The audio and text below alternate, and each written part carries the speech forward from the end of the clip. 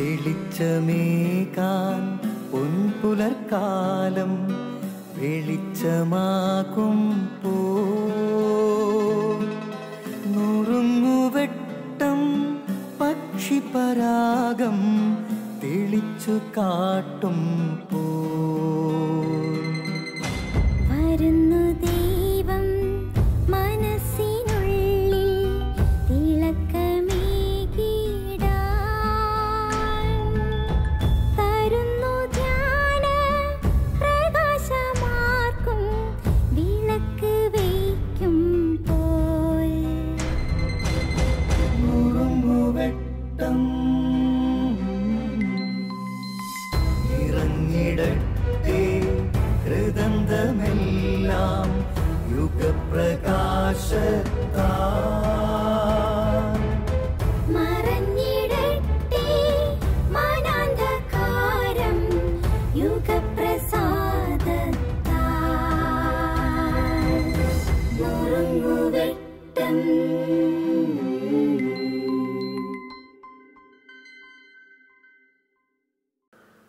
പ്രിയ സ്നേഹിത, ഈ ഭൂമിയിൽ സ്ഥായിയായി നമുക്കൊന്നുമില്ല. എല്ലാം വിട്ടൊരു നാൾ നാം നമ്മുടെ നിത്യമായ ഭവനത്തിലേക്ക് മടങ്ങേണ്ടി വരും. ക്രിസ്തുവിൻ്റെ ജീവിതം നമ്മോട് പങ്കുവയ്ക്കുന്ന സത്യമാണത്.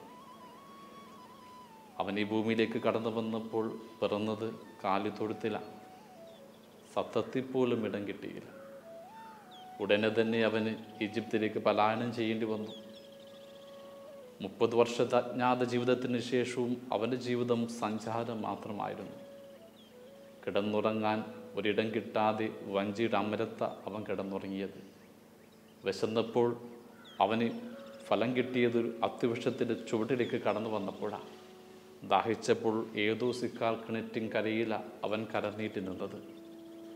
മരിച്ചപ്പോൾ പോലും ഭൂമിയിൽ ഒരിടം കിട്ടാതെ ആകാശത്തിന് ഭൂമിക്കും മധ്യ മരക്കുരിശില അവൻ മരിച്ചത്.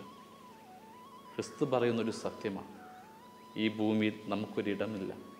നിത്യതയ നമ്മുടെ ഭവനം. കടൽ തീരത്ത് മണ്ണുകൊണ്ടൊരു വീട് പണിയുന്ന കുട്ടി, വീട് പണി തീരുന്നതിന് മുമ്പ് പിതാവ് പറയുക, വരൂ നമുക്ക് നമ്മുടെ വീട്ടിലേക്ക് പോകാം.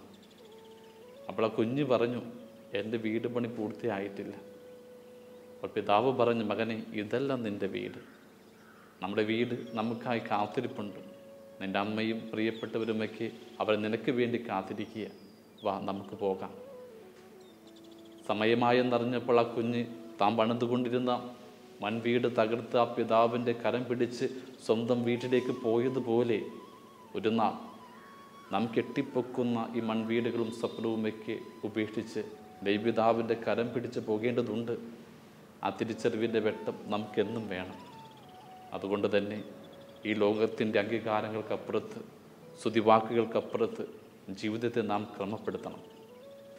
ഓർക്കുക, 2 വ്യക്തികൾ കുറേയധികം നാൾ മറുനാട്ടിൽ ജീവിച്ച് സ്വന്തം നാട്ടിലേക്ക് തിരികെ വരിക. ഒരാൾ ഒരു രാഷ്ട്രീയക്കാരനാണ്, മറ്റൊരാൾ ഒരു മിഷണറിയാണ്. അവിടെ കപ്പൽ തുറമുഖത്തടുത്തു. രാഷ്ട്രീയക്കാരൻ പുറത്തേക്ക് ഇറങ്ങിയപ്പോൾ അദ്ദേഹത്തെ കാത്തൊരുപാട് പേരുണ്ടായിരുന്നു, അനുയായികൾ. കൊട്ടും കുരവയും പൂമാലയുമായി ആൾ സ്വീകരിക്കപ്പെട്ടു. ഒരുപാട് സന്തോഷത്തോടെ അയാൾ ഭവനത്തിലേക്ക് മടങ്ങി. എന്നാൽ മിഷണറി ആ തുറമുഖത്ത് കാലുകുത്തിയപ്പോൾ അദ്ദേഹത്തെ കാത്ത് ആരും ഉണ്ടായിരുന്നില്ല. വല്ലാതെ സങ്കടപ്പെട്ട് ആ തുറമുഖത്ത് മുട്ടുമെന്നതുകൊണ്ട് അയാൾ പ്രാർത്ഥിക്കുന്നുണ്ട്, ദൈവമേ, നിനക്ക് വേണ്ടി സുവിശേഷ വേല ചെയ്യാൻ അന്യനാട്ടിൽ അനേകം വർഷം അധ്വാനിച്ച് ഒടുവിൽ മടങ്ങി വന്നപ്പോൾ, എൻ്റെ ഭവനത്തിലേക്ക് ഞാൻ തിരികെ വന്നപ്പോൾ എനിക്ക് വേണ്ടി ആരും കാത്തിരിക്കാത്തത്. സൗമ്യനായി ദൈവം അപ്പോൾ അവനോട് മന്ത്രിക്കുന്നുണ്ട്, എൻ്റെ കുഞ്ഞെ, നീ ഇനിയും നിൻ്റെ ഭവനത്തിലെത്തിയിട്ടില്ല. അതാണ് സത്യം. ഈ മൺവീടിനപ്പുറം ദൈവം നമുക്ക് വേണ്ടി കാത്തുവെച്ചൊരു നിത്യതയുടെ ഭവനമുണ്ട്. ആ പ്രതീക്ഷ നമ്മുടെ അനുദിന ജീവിതത്തെ ഭരിക്കണം, നിയന്ത്രിക്കണം. ക്രിസ്തു പറഞ്ഞിട്ടില്ലേ, നിങ്ങൾക്ക് വേണ്ടി നിത്യതയിൽ ഞാനൊരു ഇടമൊരുക്കാനാണ് പോയിരിക്കുന്നതെന്ന്. ആ വചനത്തെ നമ്മുടെ അനുദിന ജീവിതത്തിൻ്റെ സുവിശേഷമാക്കി മാറ്റുക. നാം കെട്ടിപ്പൊക്കുന്ന വീടുകളൊക്കെ മൺവീട് പോലിരുന്നാൽ തകർക്കപ്പെടും. ഒരു തിരമാല മതി, ഒരു ദുരന്തം മതി. അതിനപ്പുറം ഒരു നാൾ ദൈവം കടന്നു വന്ന് നമ്മെ നിത്യതയുടെ ഭവനത്തിലേക്ക് കൊണ്ടുപോകുമ്പോൾ അവൻ്റെ കരം പിടിക്കാനുള്ള വിശ്വാസത്തിൻ്റെ പ്രതീക്ഷ നിങ്ങൾക്ക് തരട്ടെ എന്ന് പ്രത്യാശിക്കുന്നു. ദൈവം നിങ്ങളെ അനുഗ്രഹിക്കട്ടെ.